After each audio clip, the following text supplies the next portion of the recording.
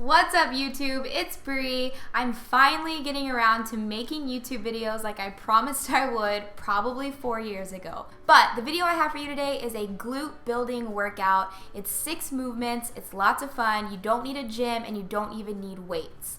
So you'll see in the video I'm using 15-pound dumbbells, which are great for this workout, but again, you don't have to. I hope you enjoyed the video, let me know if you do it, and comment below how sore you are.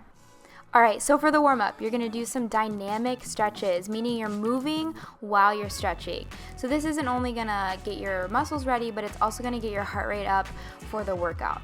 So you can see that I'm demoing a few of the movements, but you can repeat these movements for 3 rounds and do 10 reps each, and that will be a great warm-up and just enough to be ready for the workout. So just to give you a little explanation of how the workout will go, you're going to have 3 supersets. So 2 exercises are going to be paired together that you'll do back to back without resting. You'll rest for 1 minute between the circuits and repeat the entire workout 3 times. Alright, circuit number 1 starts with the split squat. So you can see that I reached one of my legs back to balance on a bench, or in my case, a picnic table, which squirrels were everywhere. I was terrified. From here, you're going to just squat straight down on the single leg. Your weight's going to be in your heel, trying to keep the torso as upright as you can. You can see how I'm holding the dumbbells if you choose to use weights. And you're going to do 12 reps on one leg before you do 12 reps on the other leg. So one thing I will say about doing single leg movements is that you're definitely going to notice that one leg is either easier or just moves a little bit better than the other leg. I know that my left leg functions a lot better than my right leg. You can kind of see that my stance is a little bit different because I kind of have to make up for it in some ways. So if that's you too, don't worry, I'm the same way. Most people have imbalances. It's not necessarily normal, but it's very common. I was dying. All right. So without resting, you're going to go straight into jump lunges. You're going to start in a lunge, and then from there, you're going to jump up and switch legs in midair into an opposite side lunge. If you don't feel comfortable jumping or you have knee issues, it's totally okay to sub this for just walking lunges, and you'll generally get the same effect. These were so hard. I always learn my lesson when I do workouts that I actually program. I realize how killer they are.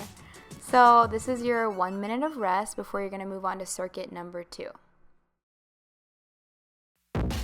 Circuit number 2 starts with the glute bridge. So you're going to lay back kind of like you're in a sit-up position.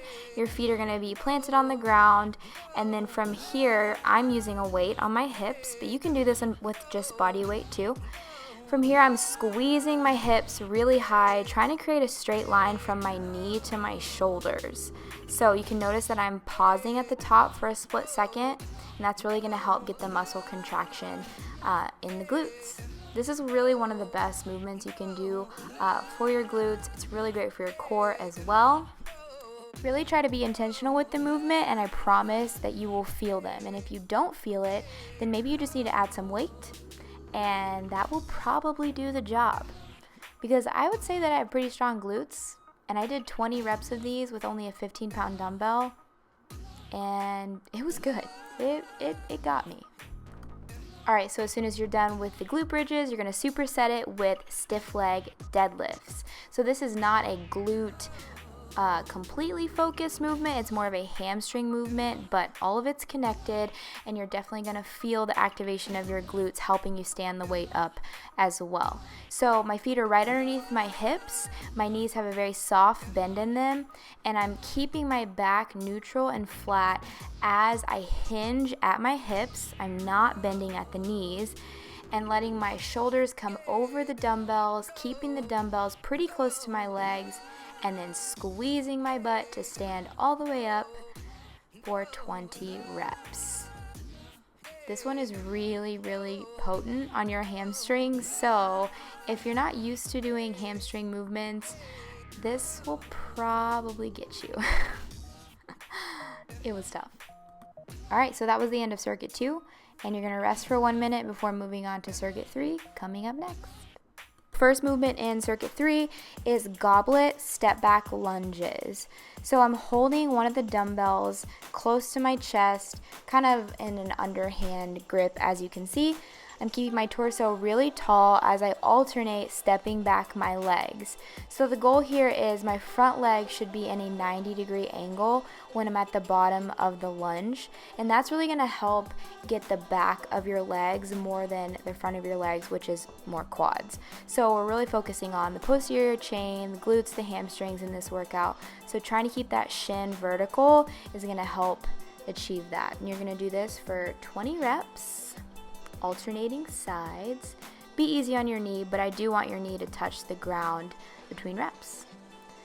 Then you're going to superset that with jump squats. So notice that my feet are about shoulder distance, my toes are very slightly turned out. From here I go all the way down in the bottom of a squat with my hips below my knees, and then from the bottom I explode up into a jump, and these burn like crazy. If you don't feel comfortable jumping, you can always sub these for just air squats, meaning you just stand at the top. That is not me acting.